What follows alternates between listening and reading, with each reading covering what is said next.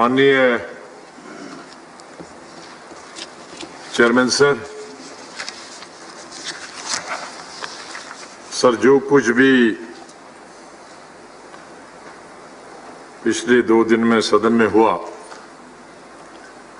मैं नहीं समझता कि उससे कोई भी खुश है, चाहे उस साइड से या इस साइड से।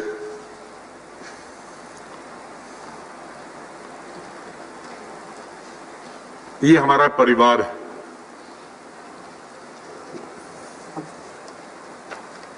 बहुत बड़ा परिवार जो 130 करोड़ को रिप्रेजेंट करता है इस सदन में, और आप परिवार के मुखिया।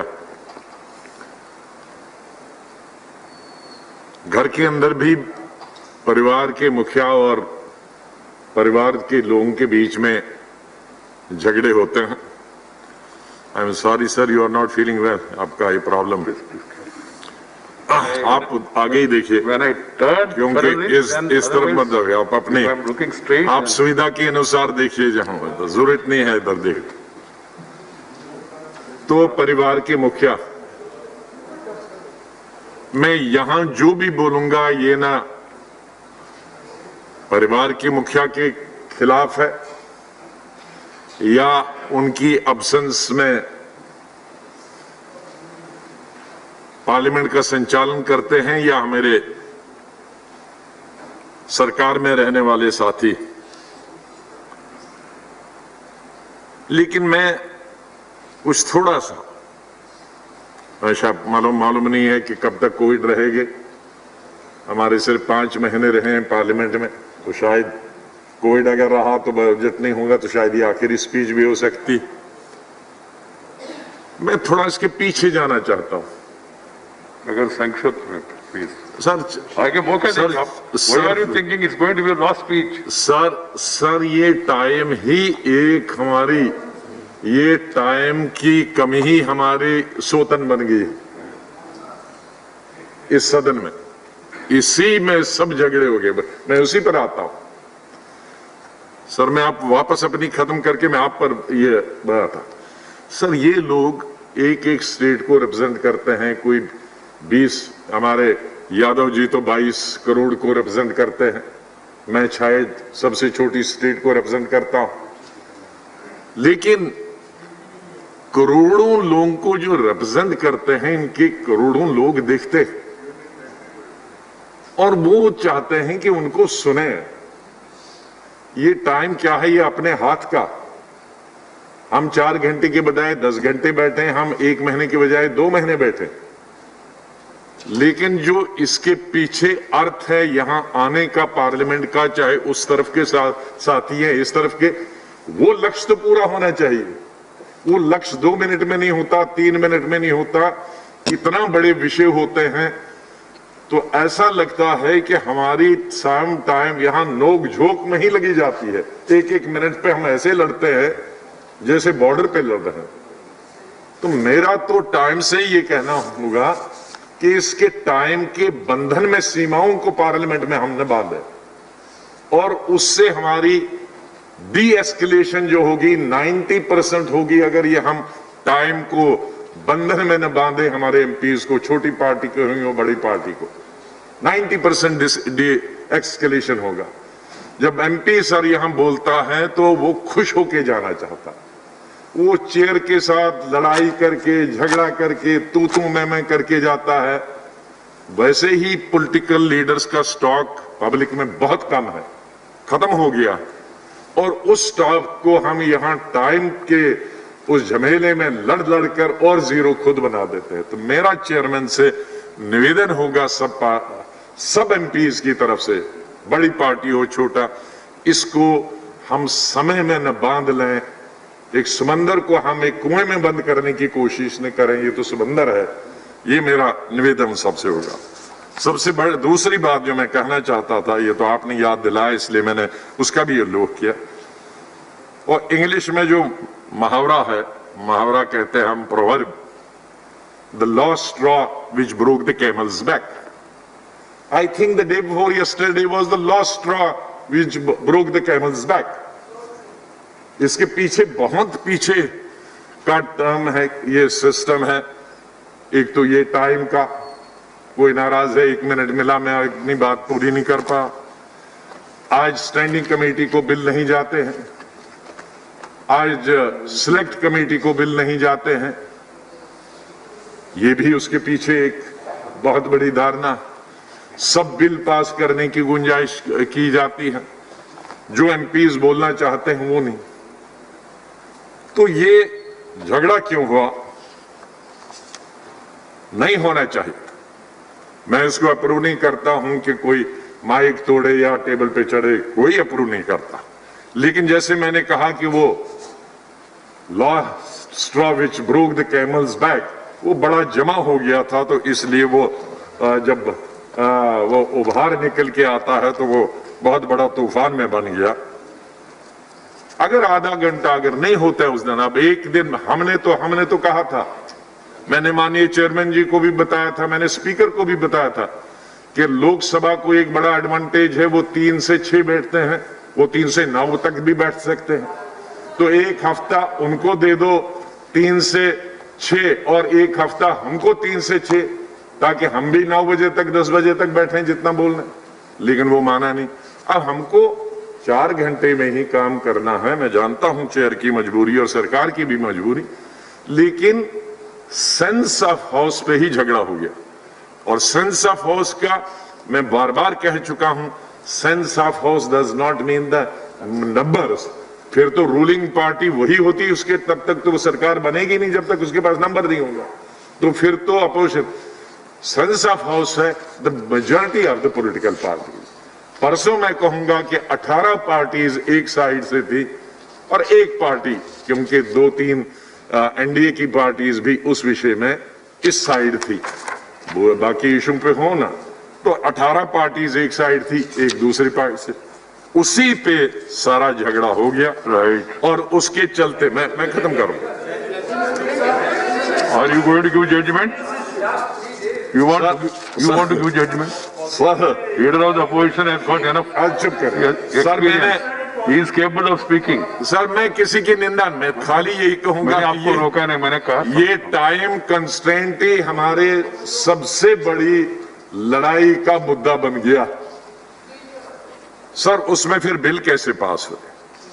सर बिल इस सदन कैसे चलता है? जहां तक मेरा अपना 41 साल का अनुभव है इस सदन में और उस सदन में और तीसरे सदन में भी, विधानसभा में, हिंदुस्तान के संविधान के आधार, हिंदुस्तान के कानून के आधार पर, हमारे इस पार्लियामेंट के प्रोसीजर के आधार पर, एस्टेब्लिश प्रैक्टिसेस के आधार पर, एस्टेब्लिश कन्वेंशंस के आधार पर, कोऑर्डिनेशन 3 लेवल पे। फर्स्ट, गवर्नमेंट के अंदर बीच में कोऑर्डिनेशन होनी चाहिए, पार्लियामेंट्री अफेयर्स मिनिस्टर और जो उसके बिल हैं उसके बीच में कोऑर्डिनेशन होनी चाहिए, अपोजिशन और सरकार के बीच में कोऑर्डिनेशन होनी चाहिए, सरकार और चेयर के बीच में कोऑर्डिनेशन नहीं होनी चाहिए। ये मुझे लगता है कि ये बुरी तरह से सफर है, ये कोऑर्डिनेशन नहीं है। अगर नहीं होती तो उस बिल को पास करने की इतनी जल्दी नहीं, मुझे नहीं मालूम सरकार के पास बहुमत था या ना था, लेकिन उसमें क्या हुआ कि उसमें जो रेजोल्यूशन है उन पे वोटिंग नहीं हो पाई। क्लॉज बाय क्लॉज जो पास होने था बिल वो नहीं हो पाया। अमेंडमेंट्स जो दी थी, अमेंडमेंट्स पे दी थी, उस पे डिवीजन होना चाहिए।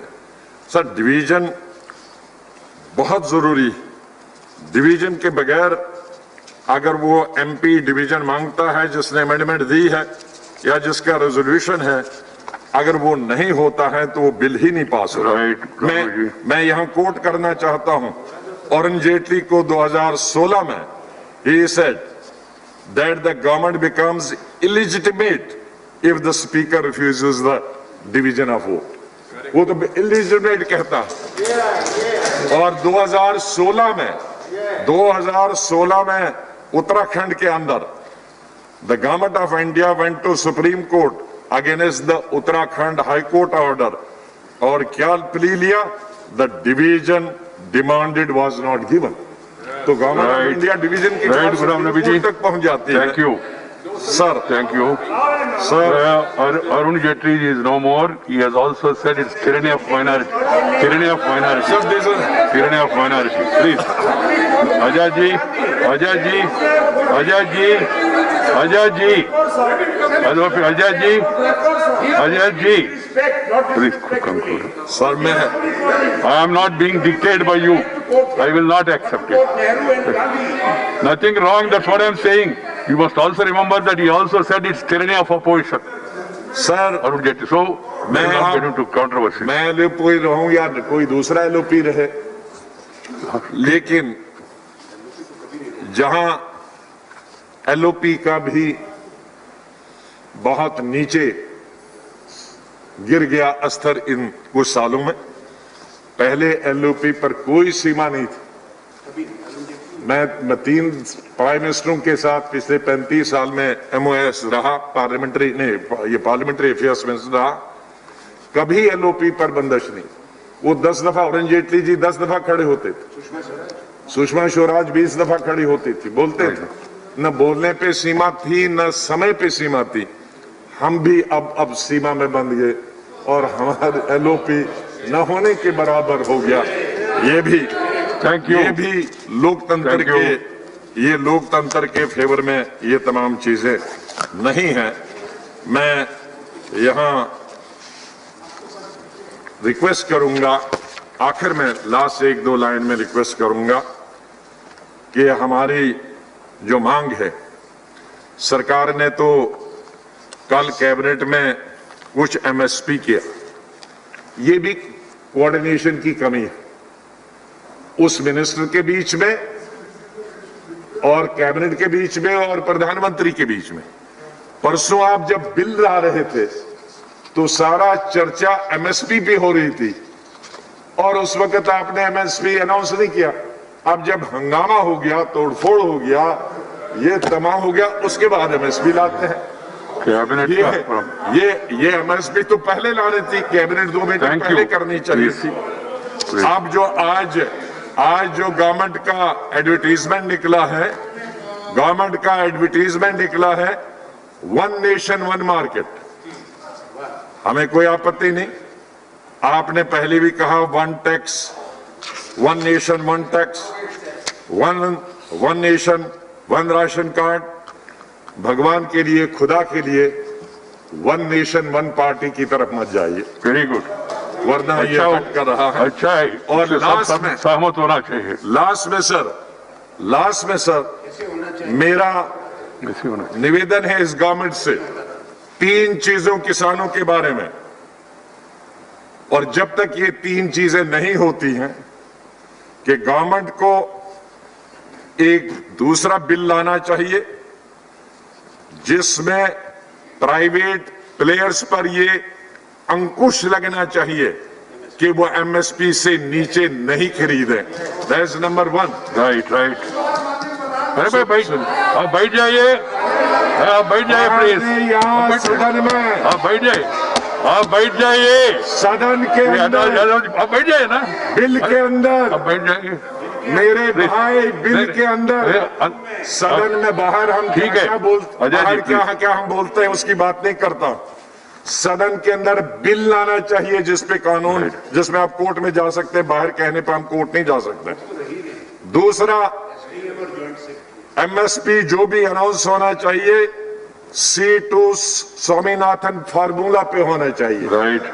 नंबर 3, गवर्नमेंट बाद में करो भाई। स्टेट गवर्नमेंट्स और फूड कॉरपोरेशन ऑफ इंडिया को जो खरीदी करेगी किसी भी एजेंसी के द्वारा, वो एमएसपी से नीचे नहीं होनी चाहिए। राइट। और जो उसके साथ ही हमारे जो कलीग्स हैं जिनको सस्पेंड किया है रेस्ट ऑफ द सेशन के लिए, उनका भी वो वापस लेना चाहिए। तो ये 3 चीजें जो किसानों से संबंधित, right.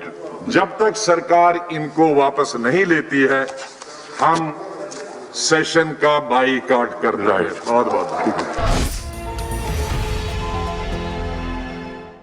Now be the first to know about the latest updates on our new news app. Go on your Android or iOS, search for HW News Network. Download our app, choose the language you prefer to get updates in, and be up to date with the latest news. If you like this video, please share it, and we would love to hear your comments in the comments section down here. Also, please do like our Facebook page and follow us on Twitter to get minute-to-minute news updates. For more such shows and videos, well, subscribe to our YouTube channel.